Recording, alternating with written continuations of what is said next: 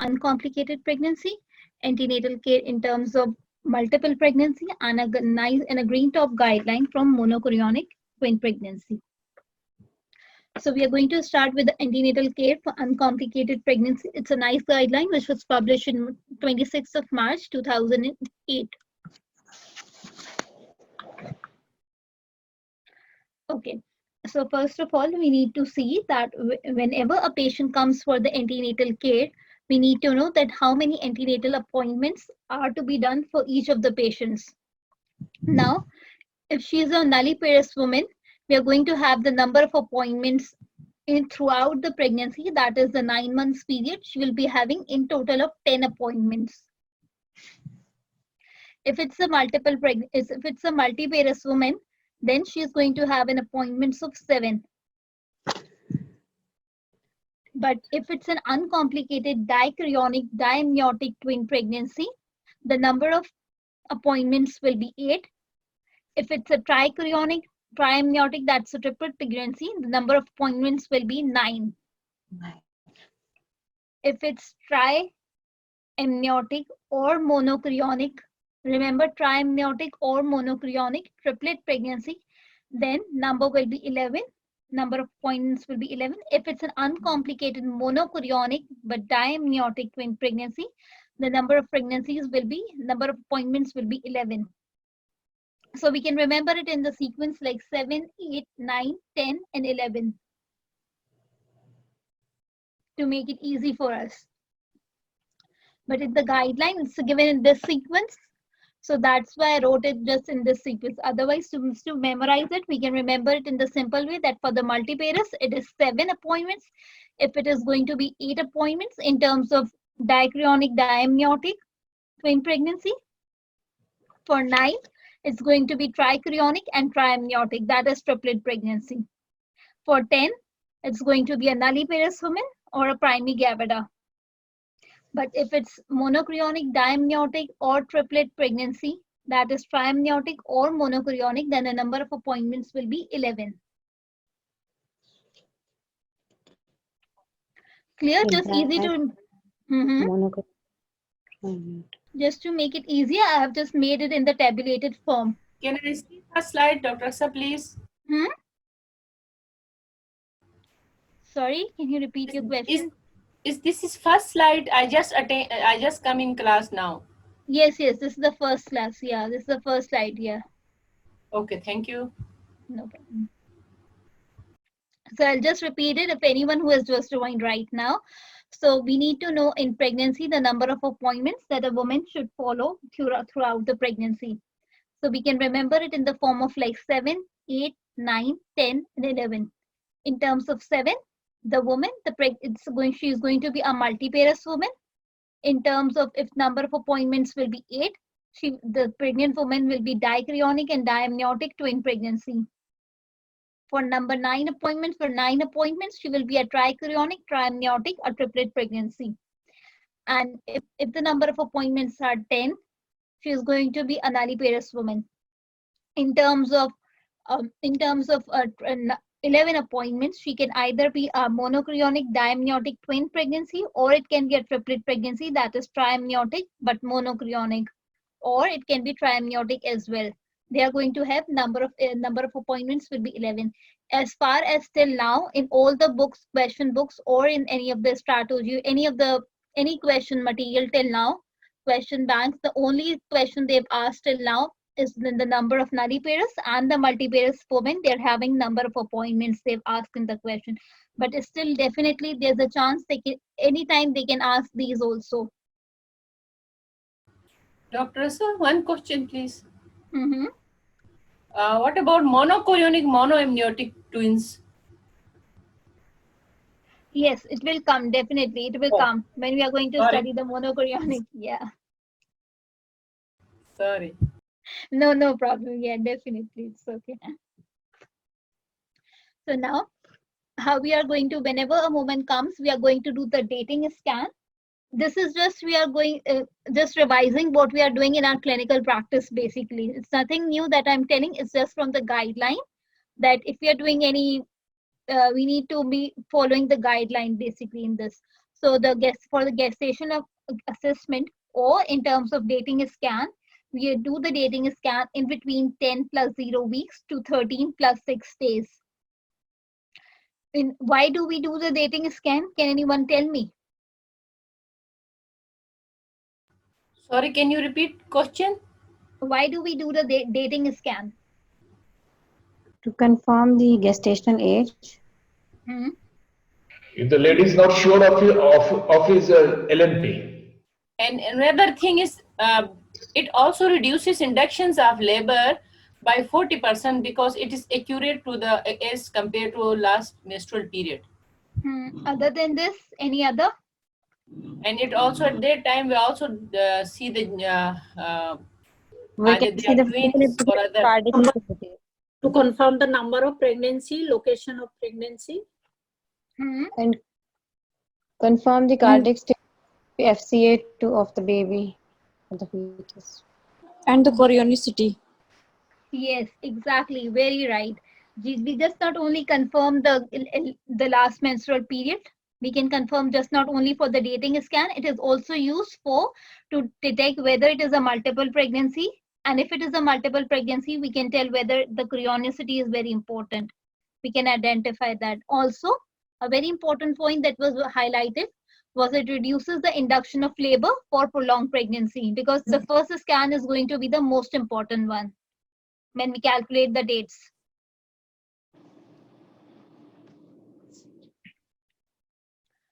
So now another point, that the crown rump's length, that is the CRL measurements, should be used to determine the gestational age. If the crown rump length is above 84 millimeter, the gestation age should be estimated using head circumference. So you need to remember this. In the first trimester, usually up to 13 plus 6 weeks, we take as a crown rump length to calculate the gestation age. But once it reaches 84 millimeter, more than 84 millimeter, you will shift from CRL to head circumference, that is HC.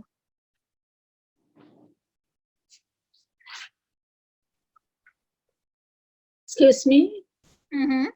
I have a question. When Yes. the dating scan actually should done? Sorry? Dating scan, when it should be done? It should be done between 10 plus 0 weeks till 13 plus 6 weeks. So then the first trimester screening, anti-scan, when it is done, the time period also the same. For Nuchal thickness for first trimester screening, where we do the combined test, the dual marker and nuchal thickness assessment in anti-scan.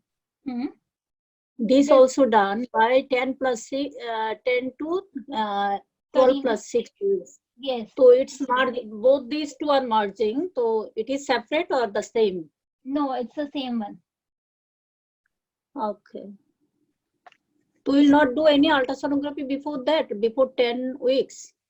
No, we don't do. Okay. If there is Okay, any thank you. reason, if there is any reason like she's having any bleeding or any miscarriage element is there, then we are substituting, then definitely we can do it. But if the patient is uncomplicated antenatal care, then the dating scan will be performed in between 10 plus 0 to 13 plus 6. Okay. Thank you. No problem. Now, in terms of nutrition, whenever the woman gets pregnant, we need to explain the importance of nutrition to her, that how important it is for her in terms of nutrition. So first of all, the pregnant woman and those who are intending to become pregnant, they should be informed that the dietary supplementation with folic acid before conception and throughout the first 12 weeks reduces the risk of having a baby with neural tube defect. For example, it could be either be anencephaly or it can be either spina bifida. The normal dose that we recommend to all pregnant women throughout the first 3 months of the pregnancy, that is 400 micrograms of folic acid. But if the woman is having, when do we give 5 milligram dose of folic acid in pregnancy? Here are some special conditions. Sickle cell Previous history of neural Taking tube. anti-epileptics. Thalassemia, sickle thalassemia, cell disease, sickle sickle cell cell disease, disease, diabetes, diabetes, and Obesity, morbid obesity. obesity, epilepsy, Epilepsy. Hmm. and previous history of neural tube defect. Exactly, previous history of neural tube defect. These are the 5-6 conditions that we need to remember. In those, we need to give 5 milligram of folic acid. Otherwise, in all the protein patients, we give 400 microgram of folic acid up to 3 months of the pregnancy or 12 weeks. But there's the one condition in which we give folic acid throughout the pregnancy. sickle cell disease. Sickle cell disease, yes. This is an exceptional case that you need to all to remember. Sickle cell disease is the only exceptional condition in which we give the folic acid throughout the entire pregnancy. Okay. But in terms of iron supplementation, the iron supplementation, they should not be offered routinely to all the pregnant women. Usually in our countries, what we give whenever the woman comes in the first booking visit, we do prescribe her iron and the vitamin D. But according to the guideline, it says that iron supplementation, they should not be offered to all pregnant women. And along with that, they also say that pregnant women should be informed that vitamin A supplementation intake above 700 micrograms might be teratogenic and it should be avoided. So the cutoff for vitamin A supplementation is still 700 micrograms. If it is above 700 micrograms, it's teratogenic. We should not give. And apart from this, other than if she's having any, if she's taking like any of the food substance, then also that is also contraindicated. It should not be given because it will increase the teratogenicity. That is why it should also not be given in pregnancy. Can anyone tell me what are the foods which are rich in vitamin A? Carrots, Carrot, Hmm? all colorful fruits and vegetables. Hmm? Small fish, cod liver oil. Liver and the liver products, they are the highest, richest sources of vitamin A.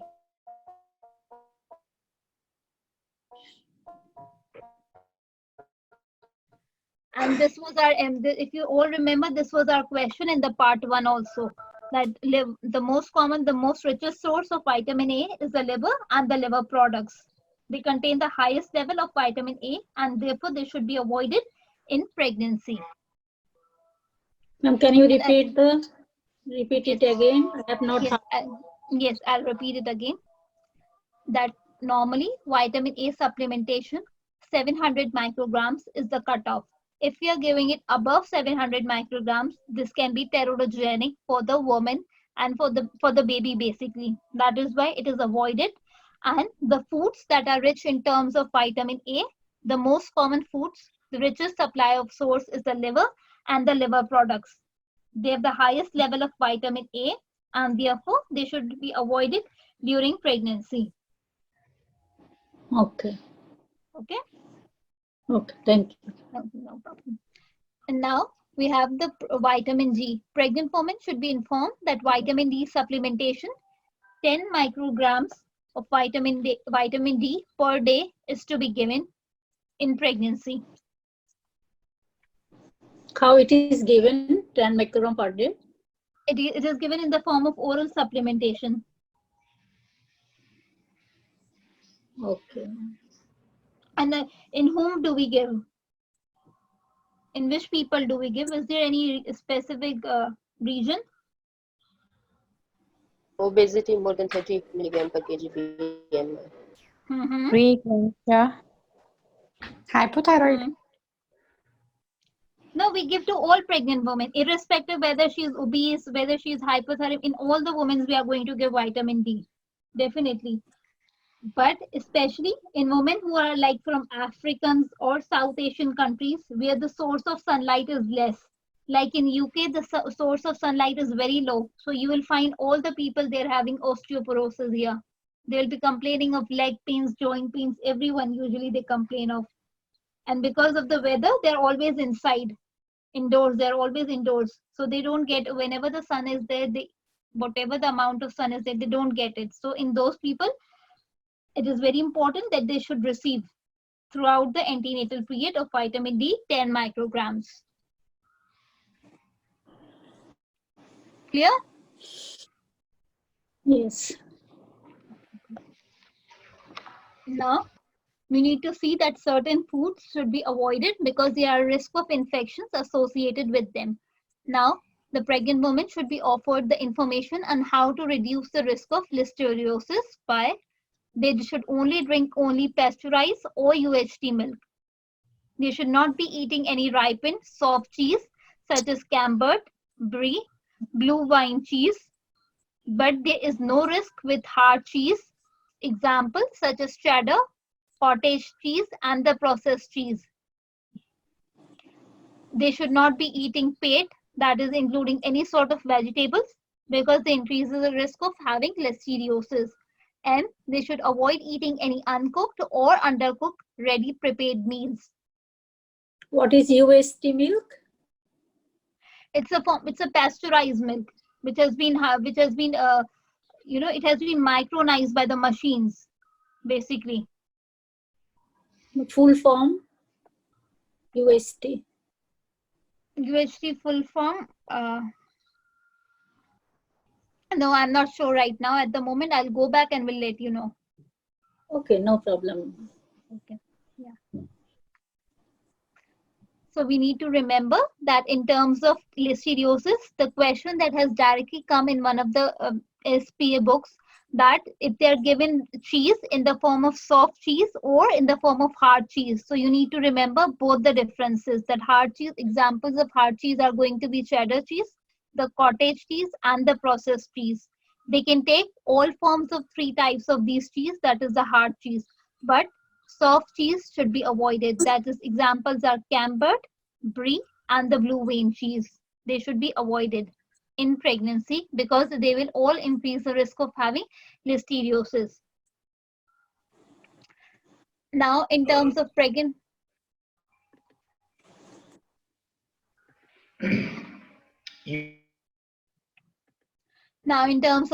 women, they should also be offered information on how to reduce the risk of salmonella infection, because salmonella causes typhoid.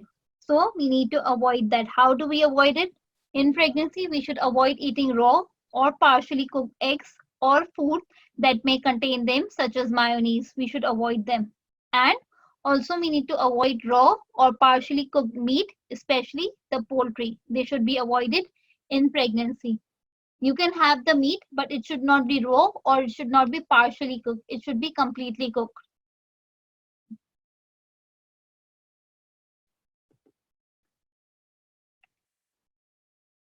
Now, in terms of exercise, the pregnant woman should be informed that beginning or continuing a moderate course of exercise during pregnancy is not associated with any adverse outcome. They can do the exercise. If they are doing it previously also, they can continue during their exercises, but the amount, it should be moderate. If it is going to be an excessive exercise, it can cause fetal growth restriction. That is why it is danger to do heavy sort of exercises in pregnancy.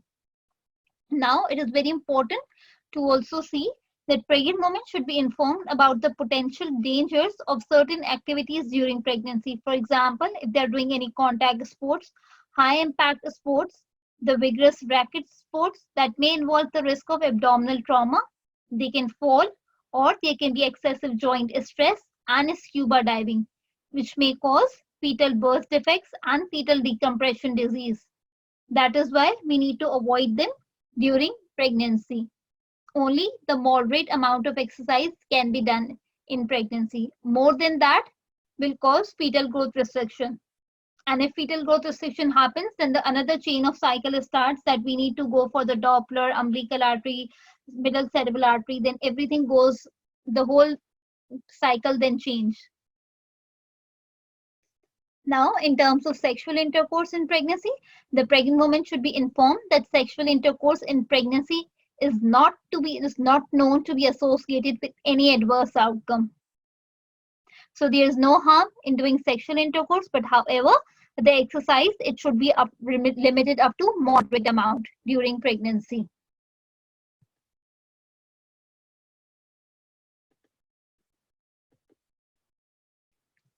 Now, in terms of air travel during pregnancy, the pregnant woman should be informed that long haul air travel is associated with increased risk of having venous thrombosis, although whether or not there's an additional risk during pregnancy is unclear. In the general population, wearing correctly fitted compression stocking is an effective way of reducing the risk of venous thromboembolism. So it is very important that if the woman is traveling, we should be encouraging them, especially if they're doing air travel, because we need to know the amount of the time period. Like if it's a 4-hour flight, it's a 10 hours flight, we need to know them because we are going to advise them stocking. Along with that, we need to tell them that they should keep them hydrated themselves, because if they're dehydrated, it will increase the risk of having DVT.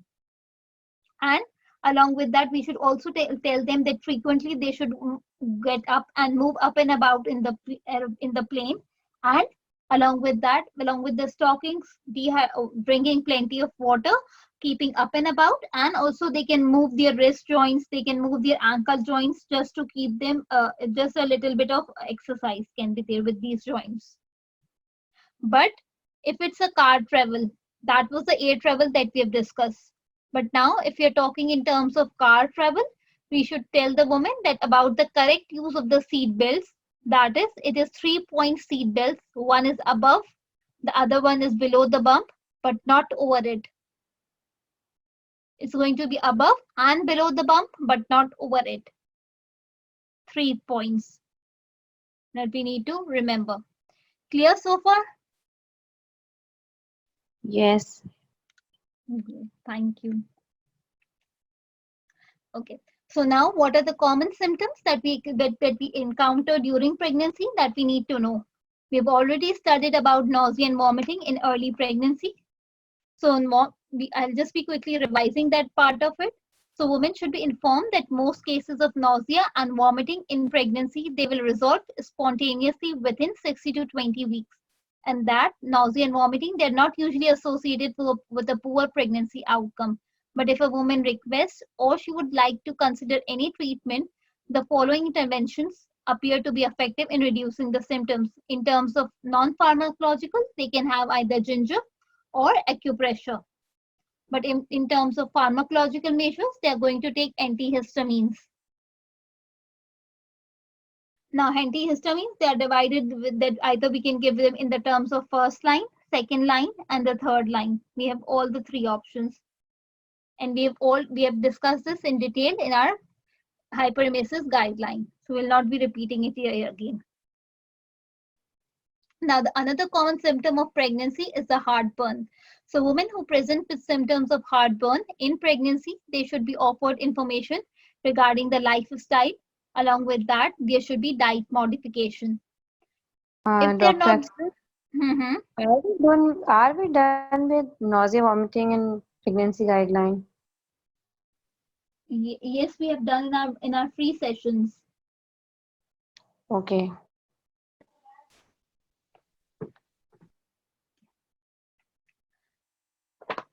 So in terms of heartburn, women who presents with symptoms of heartburn in pregnancy, they should be offered information regarding the lifestyle and the diet modification. Antacids may be offered to women whose heartburn remains troublesome despite the lifestyle and the diet modification. So first of all, we need to do the simple measures, that is the lifestyle modification along with the diet. If that does not work, then our second step will be giving them antacids. In terms of any complication, any symptom of pregnancy, our first management option will always be during pregnancy is to give lifestyle measures, which can be in terms of lifestyle measures. What do we mean? That we will reduce her, if the food is causing her trouble, we'll ask her to avoid spicy foods or any other food which is causing her trouble.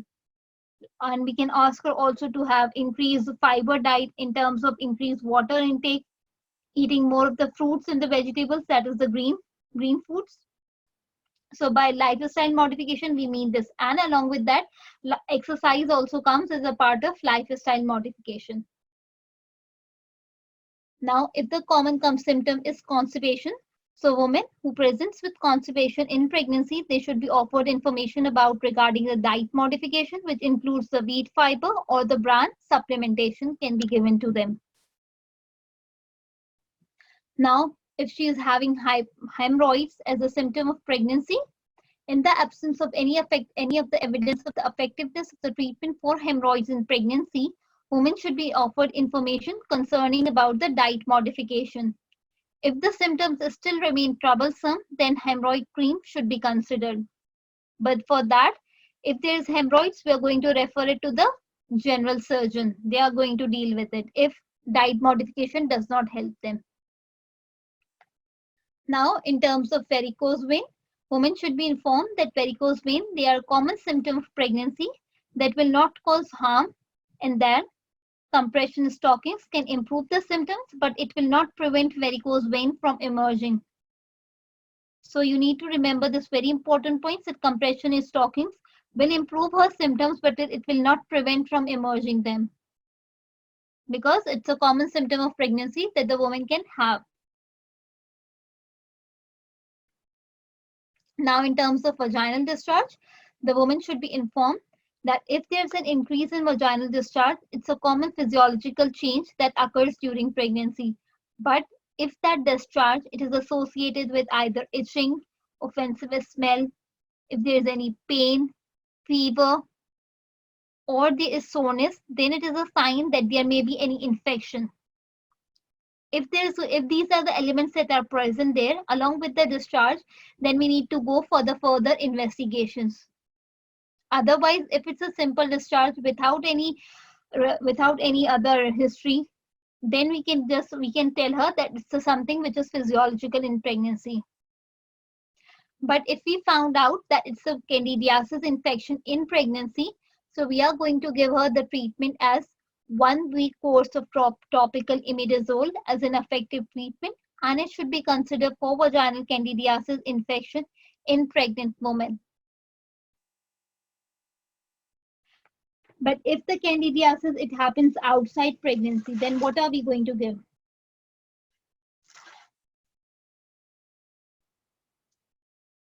Can anyone tell me? Oh, we can give oral therapy as well. Oral? Yes, oral therapy of fluconazole.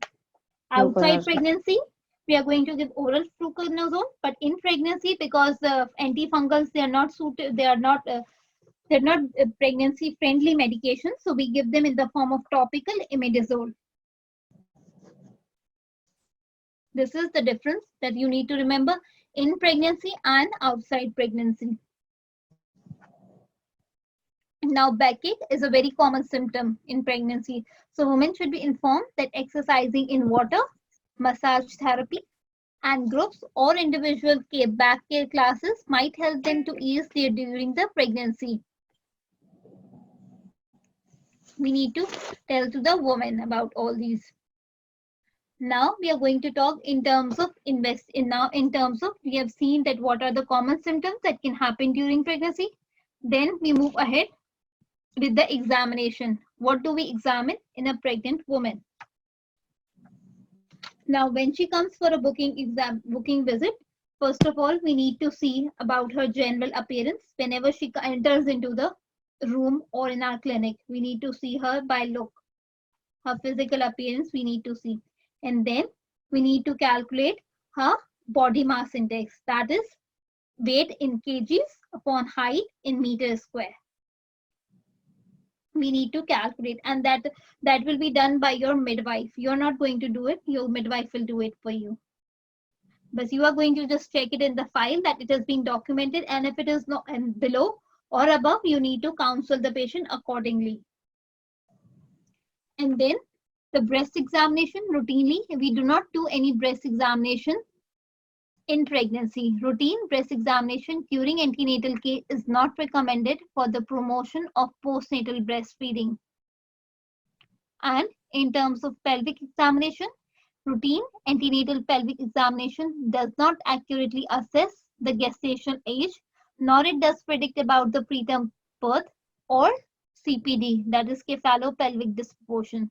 So Breast examination and the pelvic examination, they're not routinely recommended unless and until there is any other reason for it. If it's an uncomplicated pregnancy, they're not routinely recommended during pregnancy. But we need to ask them about the female genital mutilation. Now, female genital mutilation, it's a separate guideline that we are going to cover.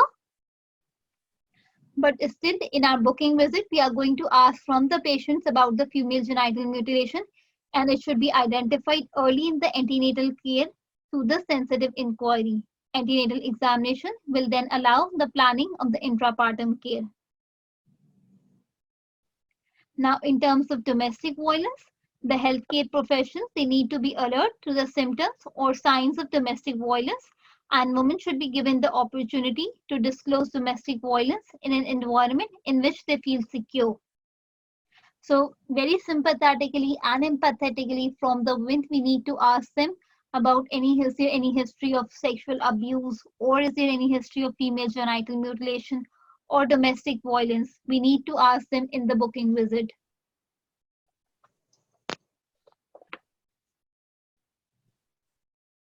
Now, now we are going to screen the woman. Now we have done our exam, we have done the basic history part, we have done the examination. Now we are going to come to the investigations. So in terms of investigation, till now, is it clear?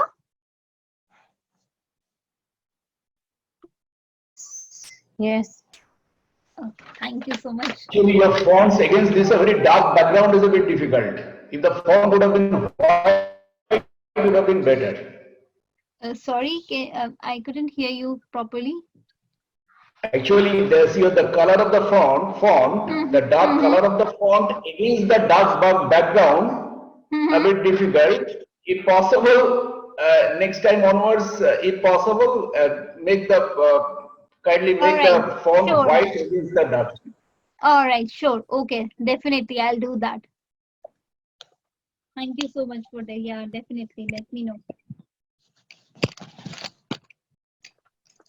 Or shall I try it now? Can it be done right now so that's visible for you to read it? Okay.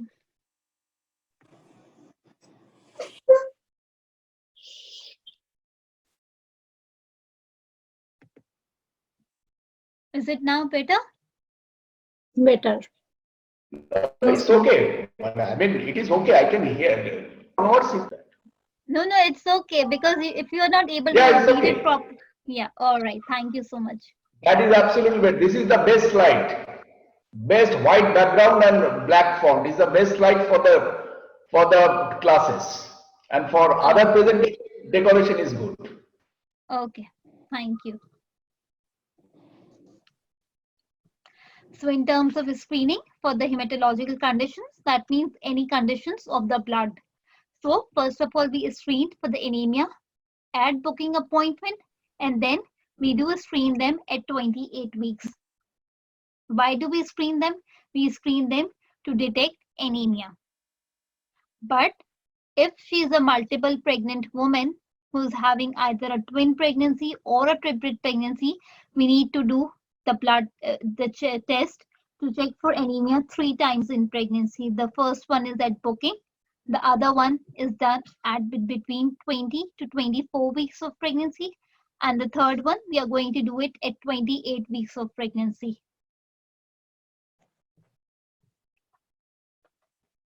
So it says the pregnant woman should be offered a screening for anemia. The screening should take place early in pregnancy, that is at the booking appointment, and then at 28 weeks when other blood screening tests are being performed. This allows enough time for the treatment if anemia is detected. But if she's I have a question. If it is twin or triplet pregnancy, in that case, the folic acid supplementation dose is same as like singleton pregnancy? Yes, if it's an uncomplicated pregnancy, it's the same dose. Okay, that is 400 microgram. Yes, 400 micrograms. Okay. Up to 12 weeks of pregnancy. Yes. Okay.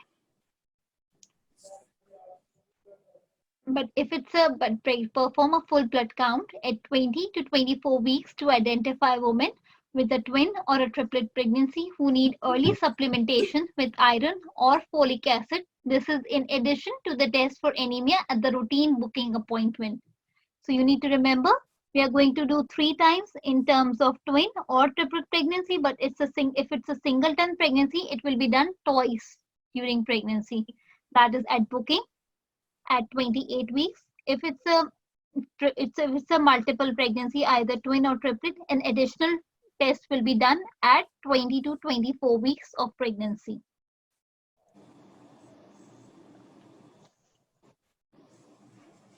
And now, when do we check the blood group and the red cell antibodies? That is RHD testing. So women, they should be offered testing for the blood group and RHD rhesus D status in early pregnancy. That is at the booking we are going to do. And then it is also recommended that routine antenatal anti-D prophylaxis is offered to all non-sensitized pregnant women who are Rh negative. Women should be screened for atypical red cell antibodies in early pregnancy at booking and then again at 28 weeks, regardless of their RHD status. Should we do indirect home test before giving this? Sorry? Should we perform indirect home test before giving NTD? Yes, definitely. When you know the blood group, at the first booking visit, definitely you will do the booking test, the blood group and the RHD NT testing you will do. Indirect home test. Yes. Okay. At what time indirect home test should start? And you are going to do it at booking visit. Booking. Booking visit. And the booking visit is in between.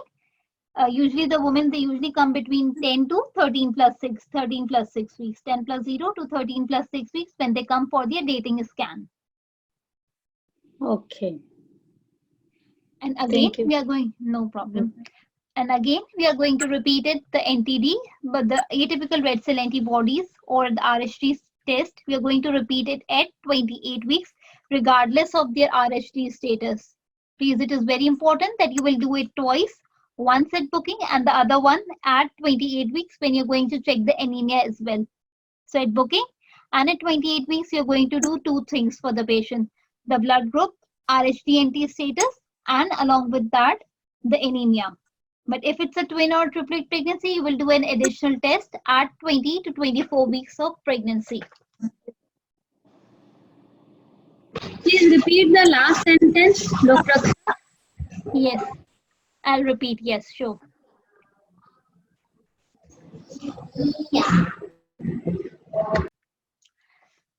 For in terms of anemia, we check anemia of any uncomplicated antenatal patient at booking at 28 weeks of pregnancy. But if it's a multiple pregnancy, we are going to do it once more at 20 to 24 weeks of pregnancy. This is in terms of anemia that we are going to do full blood count. But if we also need to do along with that the blood group and the red cell antibodies. We will do it at booking and again at 28 weeks, regardless of the whatever the RHD status is. We are going to do it twice during pregnancy, at booking and at 28 weeks of pregnancy. Clear? Yes, clear. Yes, ma'am. So now, how do we screen for hemoglobinopathies? By hemoglobinopathies, I definitely mean that I'm going to discuss about the sickle cell disease and the thalassemia. Now, the preconception counseling, that is supportive listening, the advice giving, and information, and the carrier testing, they should be available to all women who are identified as being at high risk of having hemoglobinopathies using the family origin questionnaire. We screen all the women with family origin questionnaire, but if the screening is for sickle cell disease and thalassemia, it should be offered to all women as early as possible in pregnancy, that is ideally by 10 weeks of pregnancy. Now, the type of screening will depend upon the prevalence and it can be carried out either in the primary or the secondary care.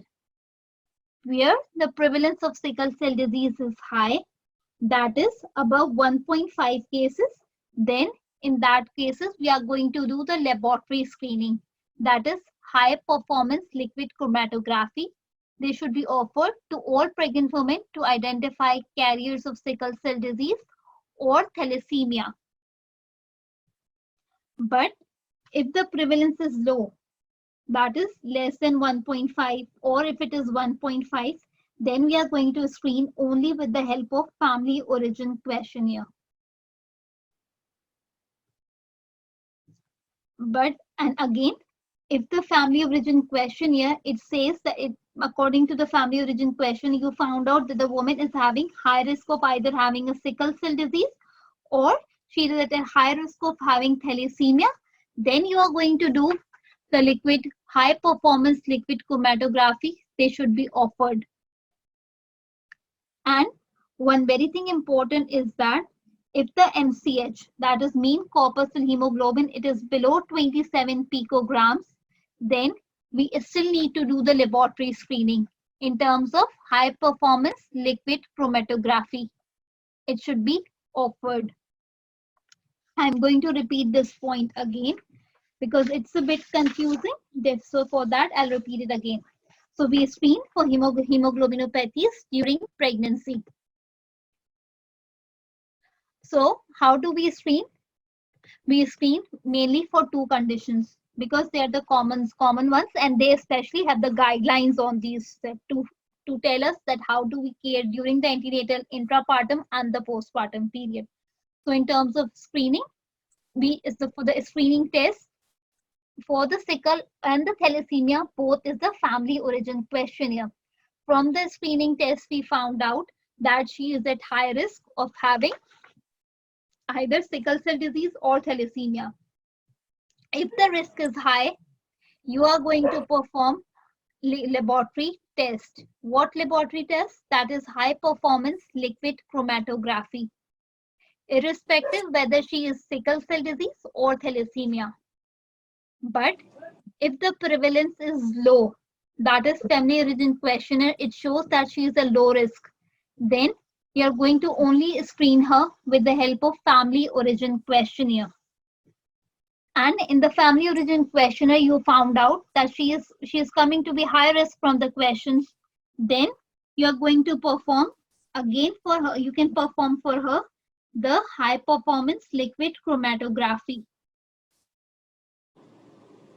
And if you found on the full blood count that her MCH, that is mean corpuscle hemoglobin, is below 27 picograms, you are again going to offer her high performance liquid chromatography.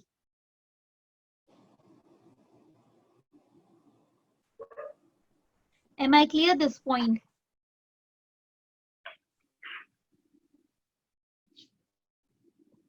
Can anyone repeat this point for me, please? The screening starts at 10 weeks.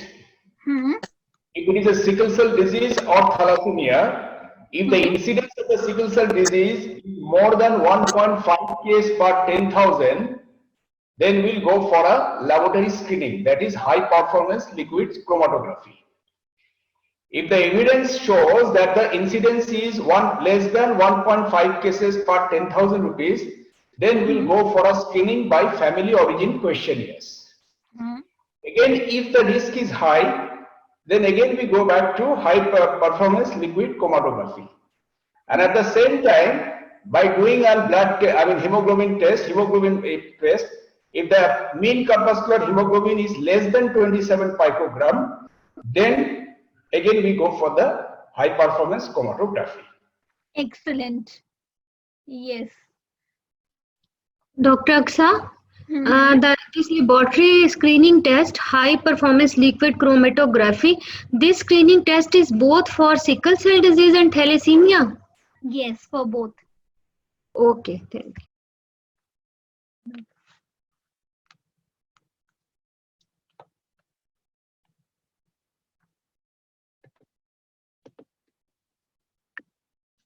Now, screening for the structural anomalies. Can anyone tell me when do we do a screen for fetal anomalies during pregnancy? Yes, during normal pregnancy, it's we check at 20 weeks for the anomaly screening. Yes, and 20 weeks. Any range is there? 18 to 22 weeks. 18 to? 18 to 20 plus 6. 18 to 20 plus 6. 20 Yes, weeks, 6 18. days. Yes, Before 20 21 weeks. weeks. Yes. Yes, 18 plus 0 till 20 plus 6 days is the ideal time for the ruling out any fetal anomaly or the structural anomalies in the fetus. And why do we do it? In case To of find out- POP, this is the fetus is it's not viable most likely. And most of the anomalies can be detecting at this time. And later Maximum anomalies can be detected at this time. Organogenesis has been completed till that time. Yes, So we definitely. can find if We there can is identify, yes, most of the anomalies. Yes, definitely. Any other reason? There are 4 purposes. One is a reproductive choice. Second is parents to prepare. Third is marriage to birth. And fourth is intrauterine. Yes, excellent. Yes. And if there is also a question of termination of pregnancy before 20 weeks or after 20 weeks, where there is any law for termination. Yes.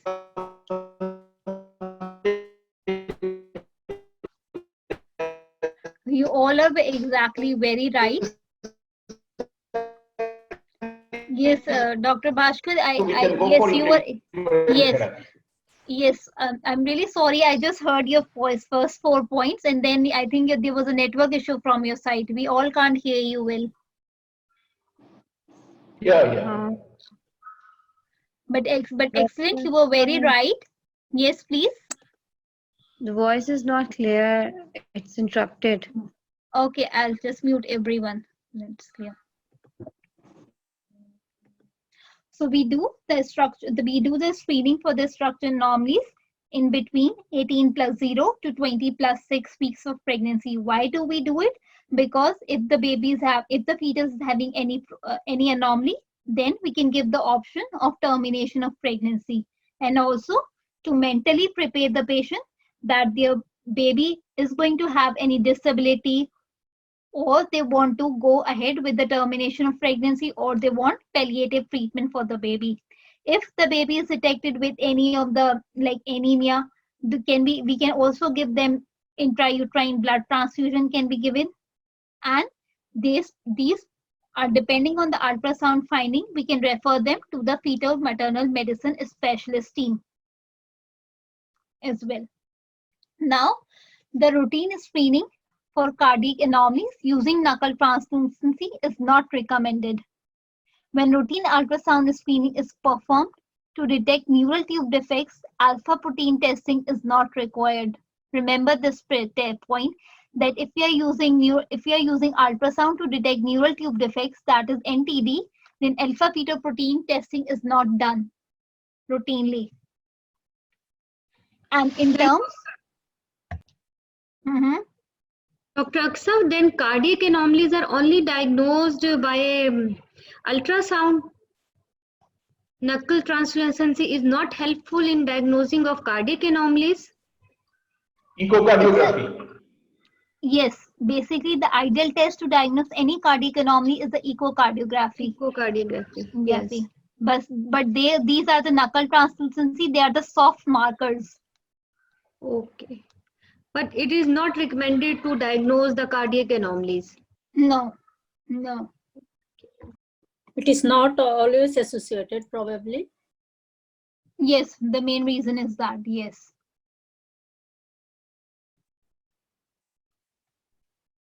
And in terms of twin and the triplet pregnancy, allow 45 minutes for the anomaly scan in twin and triplet pregnancy. And if it's a twin or triplet pregnancy, the growth scan, that is the Doppler, that is the time limit for them is 30 minutes. And for the anomaly scan, it takes 45 minutes.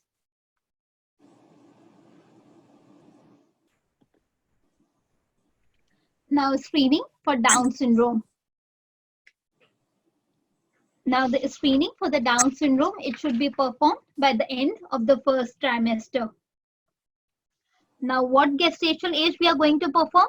We are going to perform in between 13 plus 6 weeks till 20 weeks plus 0. That is the screening for Down syndrome. It should be performed by the end of the first trimester, that is 13 weeks plus 6 days. And the combined test, which includes 4 things, that is knuckle translucency, beta HCG, PAPA, or the plasma-associated plasma protein A. It should be offered to screen for Down syndrome between 11 plus 0 days up to 13 weeks plus 6. But if it's a twin triplet or a quadruple test, it should be performed between 15 weeks plus 0 days up to 20 weeks plus 0 days. From 15 to 20 weeks plus 0 days. So Down syndrome screening, in total, if we say, it can be done from 13 plus 6 weeks till 20 weeks, either in the form of by doing, we can do, depending on the gestational age the woman has come to us, we can either do for her the combined test, we can do for her the triple test or the quadruple test, depending on the gestation age. We have 3 options available. So I'll tell this point also, that in terms of combined test, ideally the combined test, it is performed in between 11 plus 0 to 13 plus 6 weeks. And in that, we check for 4 things. That is knuckle translucency, alpha fetoprotein, beta HCG, and pregnancy associated plasma protein A. This we have all studied in our part 1 when we given our MRCG part 1. These were the frequent questions over there.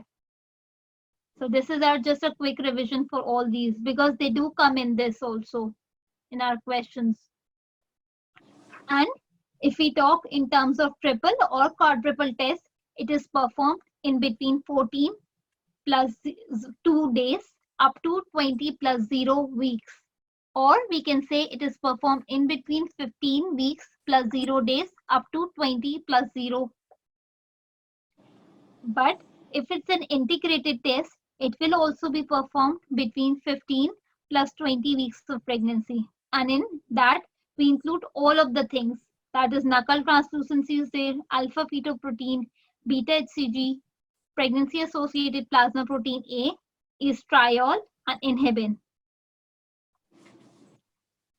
I'll repeat this point again, that in terms of Down syndrome screening, it can be done in between 13 plus 6 weeks, 13 weeks plus 6 days till 20 plus 0.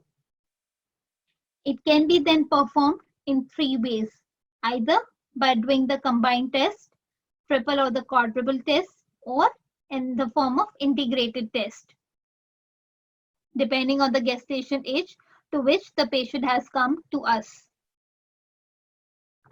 Now, the presence of an increased knuckle fold, that is 6 millimeters, 6 mm or above, or there are 2 or more soft markers in the routine anomaly scan, they should prompt the offer of a referral to a fetal medicine specialist or an appropriate healthcare professional with a special interest in fetal medicine.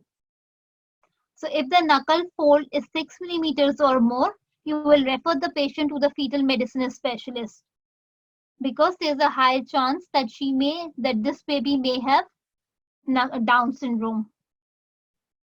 So the cutoff limit for knuckle fold is 6 millimeter or above. Below that, there's no problem, but above it, there's a chance that the baby may have the Down syndrome.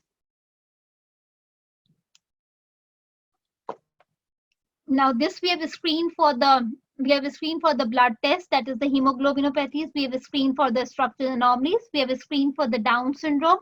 These are all the investigations till now we are doing it. And now we are going to screen. Yes.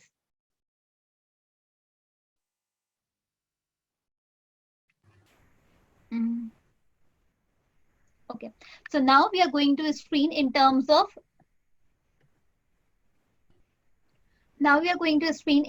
infections. So in terms of infections, we usually screen for asymptomatic bacteriuria. It is done as a routine screen by doing a midstream urine culture early in pregnancy because it will identify and it is used as a treatment of asymptomatic bacteriuria because again it will reduce the risk of having pyelonephritis during pregnancy. And along with that, we also screen for asymptomatic bacterial vaginosis. But it is not routinely done during pregnancy unless the patient has any symptoms. And what is the treatment of bacterial vaginosis in pregnancy? Clindamycin locally? Yes, clindamycin locally. Exactly, very right.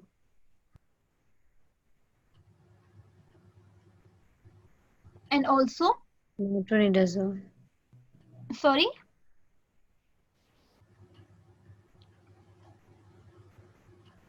Oral in terms, flagyl. Metronidazole. yes, metronidazole can be given, but it is not. It's not considered to be safe in pregnancy. Up to a limit, it can be given, but after that, you usually be prescribed clindamycin. Okay. Okay, and in terms of chlamydia, we also test for chlamydia infection if there is any high risk of having chlamydia, especially when the age of the woman is less than 25 years. In those women, we do screen for chlamydia, but otherwise we don't screen for any other woman as a part of routine antenatal care.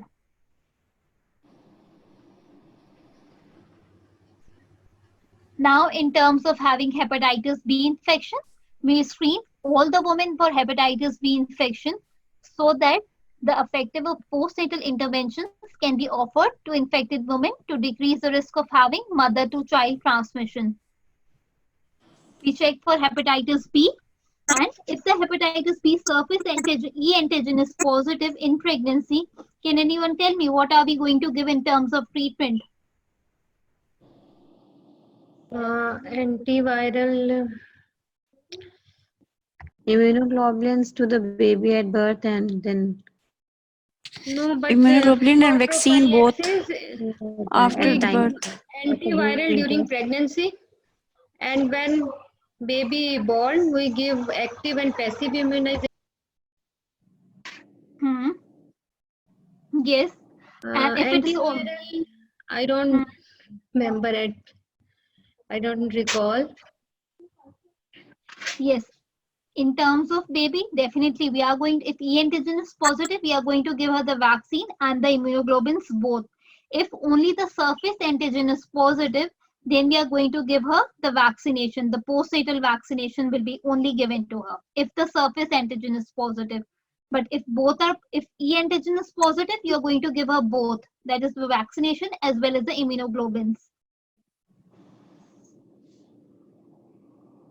Clear this point? Yes, ma'am. No, ma'am, please repeat. Hello, ma. Can you repeat, please? Yes, I'll repeat this.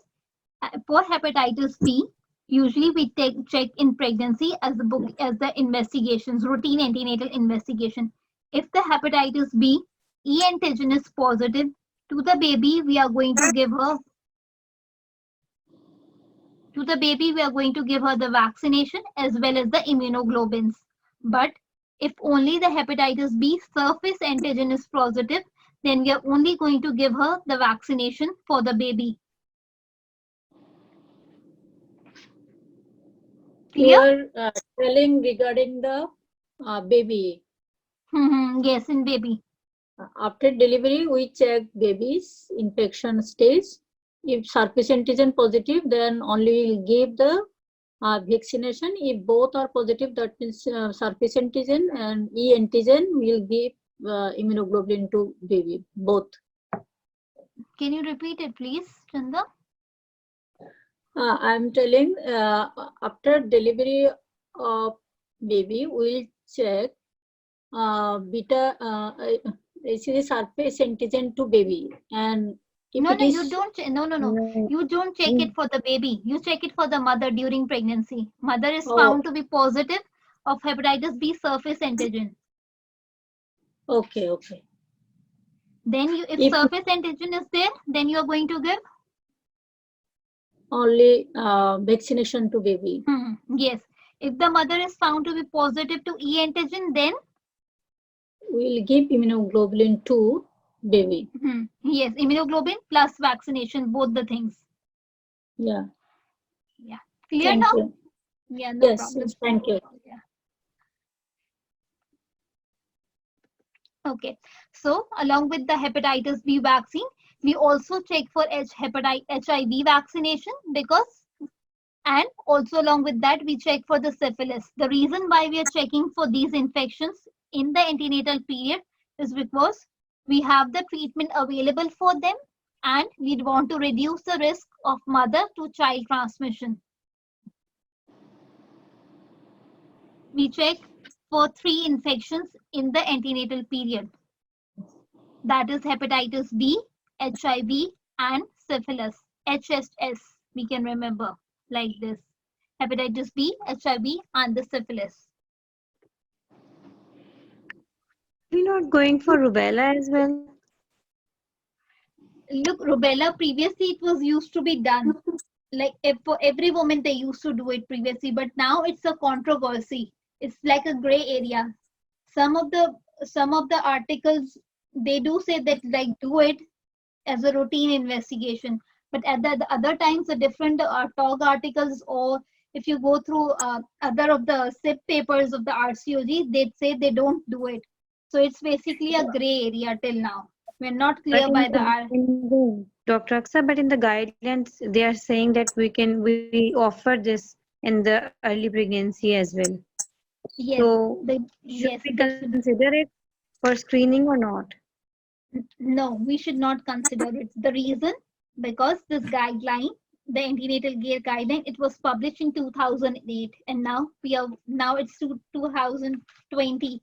So the recent advances, they say that it's a gray area till now.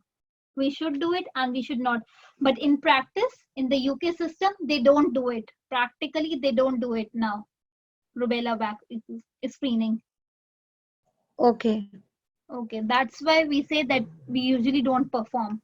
That's why we say that we don't include it as more as a screening test nowadays. That means then you also not give the rubella vaccine to mother if find rubella negative. Yes, before we pregnancy. no, they So don't usually give. postpartum then. Sorry? We can do it then postpartum as an investigation, the postpartum period. If it's negative, then we can give vaccination. Yes, definitely we can give it to her in the postpartum period or even in the prenatal period. But routinely in practice, we're not doing this now, do test for a screening as a screening test for rubella. Okay.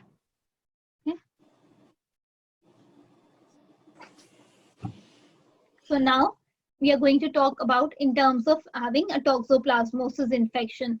So routine antenatal screening, serological screening for toxoplasmosis, it should also not be performed because the risk of screening may outweigh the potential benefits. Pregnant women, they should be informed as of only the primary prevention measures to avoid toxoplasmosis infection, that is washing the hands before handling food, thoroughly washing all the fruits and the vegetables, including ready prepared salads before eating, thoroughly cooking of the raw meats and ready prepared chilled meals, wearing the gloves and thoroughly washing their hands after handling soil and gargling, and they should avoid the cat feces in a cat litter or a soil.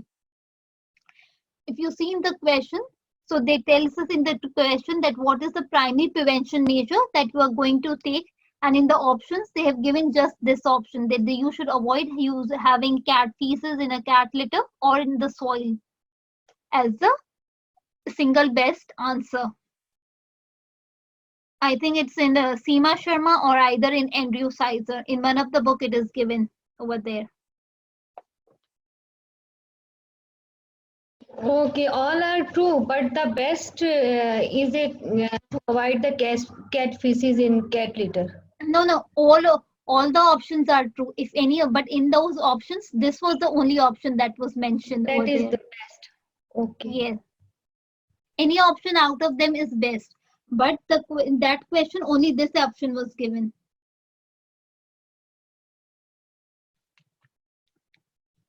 And now, in terms of fetal growth and well-being, we measure the symphysiofundal height. It should be measured and recorded at each antenatal appointment from 24 weeks of pregnancy. So you're going to take the symphysiofundal height from 24 weeks of pregnancy. Sorry. And fetal presentation, it should be assessed by abdominal palpation at 36 weeks of pregnancy or later, when the presentation is likely to influence the plan of your birth. So when we do per abdominal examination, we do check for the engagement, whether the fetal head is engaged or not, or whether it is the presenting part is buttock. So that should be done from 36 weeks of pregnancy. But symphysiofundal height, it will be measured from 24 weeks of pregnancy. And routine assessment of presentation by abdominal palpation should not be offered before 36 weeks because it is not accurate and may be uncomfortable for the patient. So from 36 weeks, we do check what is the fetal presenting part, whether it is cephalic or it's the buttock or the breech presentation. Now, suspected fetal malpresentation, it should be confirmed by an ultrasound assessment, and routine formal fetal movement counting should not be offered. So, in terms of examination, we take the symphysiofundal height. We measure the symphysiofundal height from 24 weeks of pregnancy, and fetal presenting part, we measure it we palpate it from 36 weeks of pregnancy or afterwards, but not before that, because it's not going to be accurate and it may also be uncomfortable for the patient as well. So clear this part?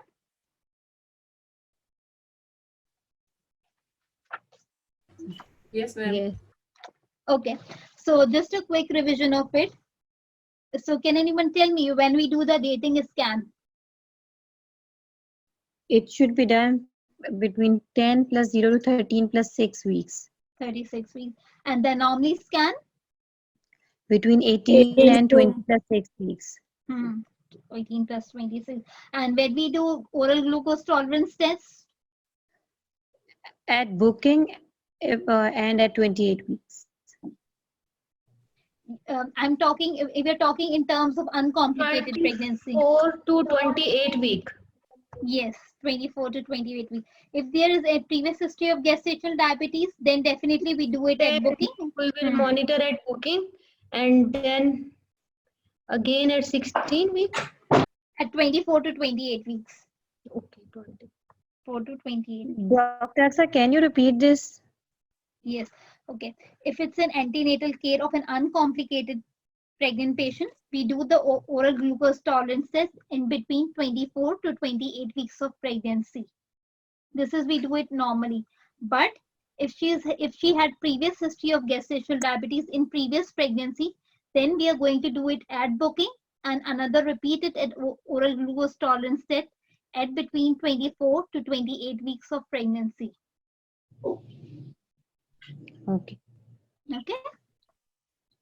Yes. Okay. And can anyone tell me when we do the combined testing? At what gestational age? 11 plus 0 to 13 plus 6 week. And triple to quadruple test? We will perform between 15 week to 20 week. 20 weeks. Excellent. Yes. And when do we start?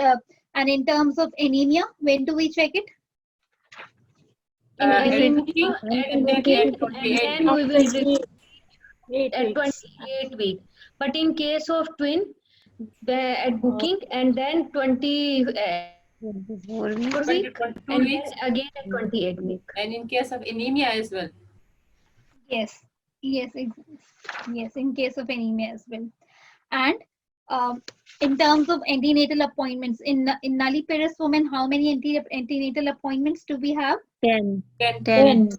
10. And if it's a multiparous, then 7. 7. 7 is excellent. And how do we treat candidiasis in pregnancy? Topical imidazole. Outside pregnancy? Oral fluconazole. Okay. Yes. And just a revision question that we've studied in the previous class as well. In anemia, in the first trimester, when do we call that patient is anemia? If it's When the less hem- than, if HP is less than 11, Less than 11. 11 Gram per deciliter. gram per liter. per liter, yes. And in the second and the third trimester, when do we say it? 10.5. 10.5. Sorry?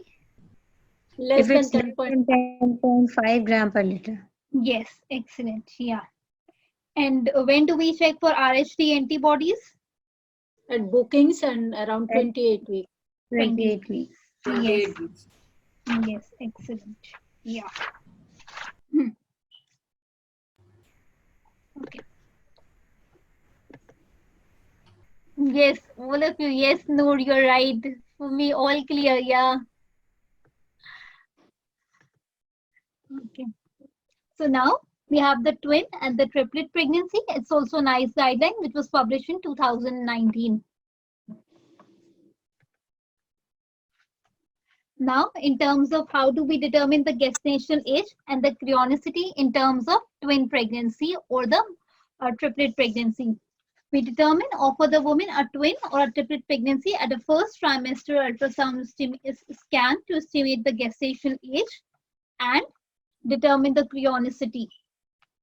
Ideally, it should be performed at the same scan. That is the dating scan. So when do we do the dating scan in terms of twin? At the same time. Same time. Same time, yes. That is 10 plus 0 to 13 plus 6. 13 plus 6. But this is slightly a dead difference. If you read the guideline of both of it, in normal singleton pregnancy, we do the scan in between 10 plus 0 to 13 plus 6. But if it's a twin or a triplet pregnancy, we do it from 11 to 13 plus 6 weeks.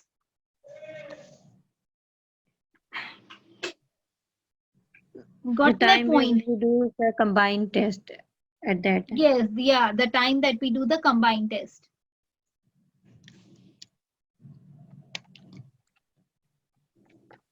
Now, in terms of estimating the gestation age from the largest baby in a twin or a triplet pregnancy to avoid the risk of estimating it from a baby with an early growth pathology.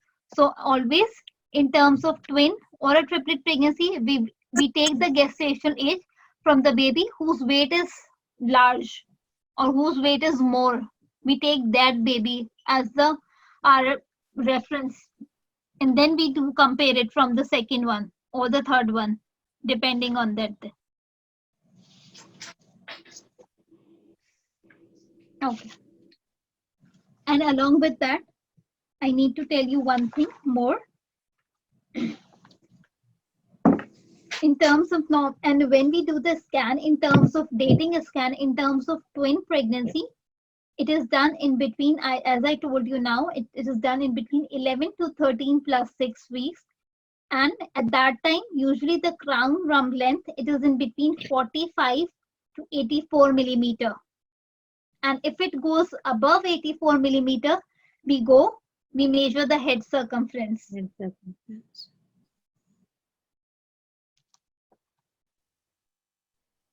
Now, how do we determine the chronicity and the amniosity?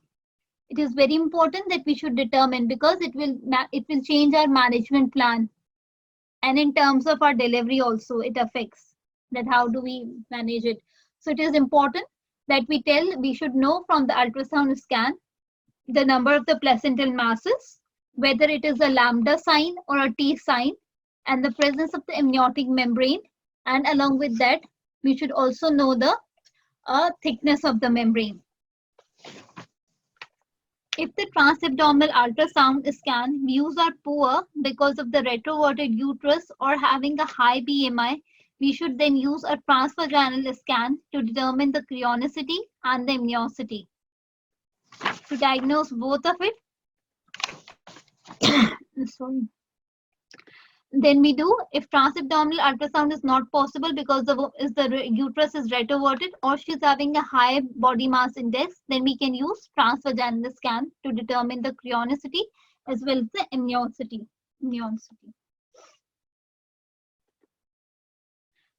Can Now, you repeat this, Dr. Aksa? yes, I'll repeat this again, that we determine the chronicity and the amniosity at the dating scan. If it's a singleton pregnancy, we do the scan in between 10 plus 0 to 13 plus 6 weeks. If it's a twin pregnancy or a triplet pregnancy, we do the dating scan from 11 to 13 plus 6 weeks of pregnancy. In that scan, we want to find out about the chronicity and the amniosity. That we do it by the number of amniotic membranes and the membrane thickness. Whether ultrasound will show us whether there's a lambda sign or a T sign is there. And normally, ideally, it should be performed by a transabdominal ultrasound.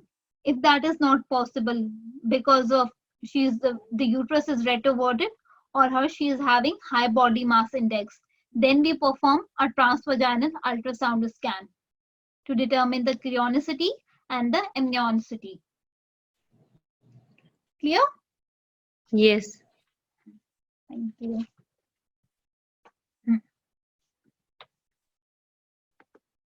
Now we already discussed this point of the nutrition. Everything is going to be the same in terms of diet, the lifestyle, nutrition supplement in terms of singleton or in terms of multiple pregnancy, either twin or triplet. It is going to be the same. Only the difference is in terms of anemia. That in anemia we do it thrice. That is at booking, 20 to 24 weeks and 28 weeks. These are the 3 times that we perform it. And along with that, we also see that the diagnostic monitoring for fetal growth restriction in dichorionic twin and the trichorionic. If it's a dichorionic or a trichorionic pregnancy, we do an ultrasound scan from 24 weeks of pregnancy. Remember this.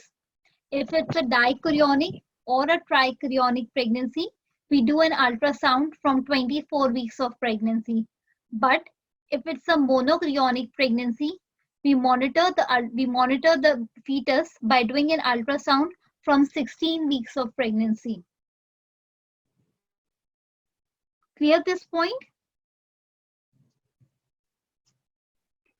Yes, ma'am. So I'll repeat this point again. In terms of monochorionic, whether it is a twin or a triplet pregnancy, we do an ultrasound. We do sequential ultrasound scan from 16 weeks of pregnancy. But if it's a dichorionic, twin or a triplet pregnancy, we do the ultrasound scan from 24 weeks of pregnancy.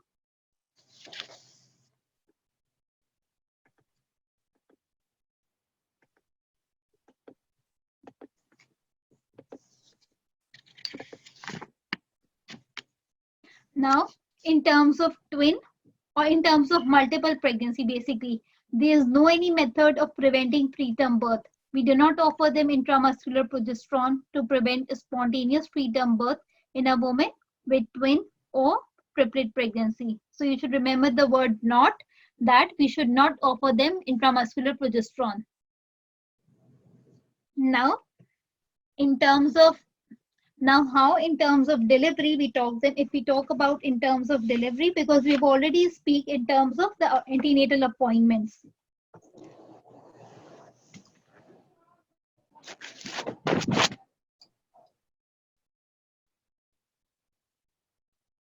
Okay. Just one point you need to remember, very important point, that in terms of if we screening for the Down syndrome, we do it in between 13 plus 6 to 20 weeks of pregnancy. That is in normal pregnancy we do it. In terms of singleton And in terms of twin pregnancy, we do it both of them. Both will be done in the same way. But if it's a triplet pregnancy, you are only going to do the knuckle translucency and the maternal age to screen for the Down syndrome. Very important point which has been taken from the strategy, that in terms of triplet pregnancy, you are going to do only the knuckle translucency and the maternal age as a screening test for triplet pregnancy. Clear? In terms of singleton and twin, it will be the same. In terms of triplet also, it will be the same. Just there's only a one difference. That is in case of triplet, we are only going to do the knuckle translucency and the maternal age to screen for Down syndrome. That means serological or blood test we are not doing for the triplet. Yes. The serum test will not be done or the blood test will not be done.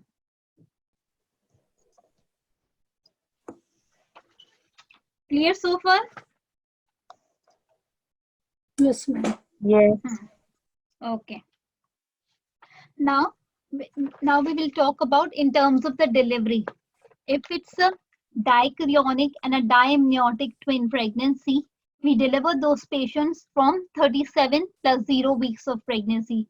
They can either be delivered by having a normal vaginal delivery or a cesarean section, depending on the circumstances. So both the options are open for those patients who are having dichorionic and diamniotic twin pregnancy. If it's a monochorionic diamniotic, then we are going to deliver them from 36 weeks of pregnancy, and the options are both are open to them. They can have either a vaginal delivery or a cesarean section, depending on the circumstances. But if it's a monochorionic, monoamniotic, then they are going to deliver in between 32 till 33 plus 6 weeks of pregnancy, and you're always going to offer them a cesarean section. No any option of normal vaginal delivery in case of monochorionic, monoamniotic pregnancy. And if it is a trichorionic, triamniotic, that is a triplet pregnancy, or a dichorionic and a triamniotic triplet pregnancy, you are going to deliver at 35 weeks of pregnancy by doing a cesarean section.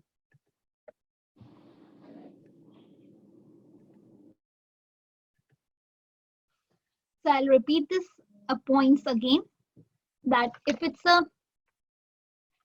a dichorionic, diamniotic pregnancy, we are going to deliver this lady from 36, 37 plus 0 weeks by both the delivery options, or both the modes of delivery are open for her. She can have either a normal delivery or a cesarean section.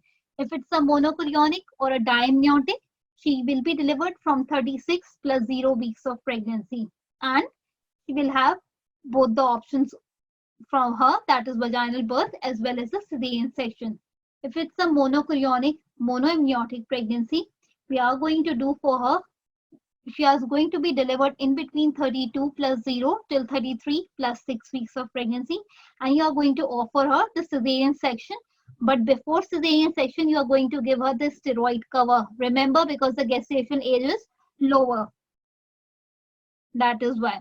And if it is a trichorionic or a triamniotic pregnancy, or a dichorionic and a triamniotic pregnancy, you are going to deliver at 35 weeks of pregnancy by offering her the mode of delivery will only be cesarean section.